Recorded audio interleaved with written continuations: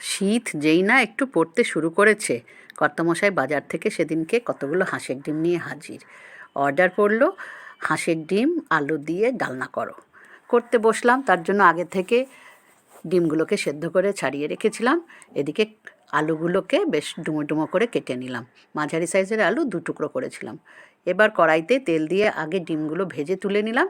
তারপরে সেই তেলেই, সর্ষের তেল দিয়েছি অবশ্যই, তাতে আলুগুলোকে ভেজে ভেজে যেই ভাজা মতো হয়ে এসেছে তার মধ্যে একটা পেস্ট করেছিলাম মিক্সিতে, পেঁয়াজ, আদা, রসুন, কাঁচা লঙ্কা, টমেটো সব কিছু দিয়ে যে পেস্টটা করেছি, বেশ 4 চামচ বাটা এই পেস্ট দিয়ে দিলাম আলুর মধ্যে, দিয়ে ভালো করে কষিয়ে একটু গরম জল দিয়ে দিলাম। আলু বেশ ফুটে উঠতে দিয়ে দিলাম ডিমগুলো। তারপর ভালো করে একদম সেদ্ধ হওয়া পর্যন্ত ঢাকা দিয়ে রান্না করে শেষে ধনেপাতা দিয়ে নামিয়ে নিলাম। ব্যাস তৈরি হাঁসের ডিমের ডালনা। দারুণ জমবে গরম ভাতে।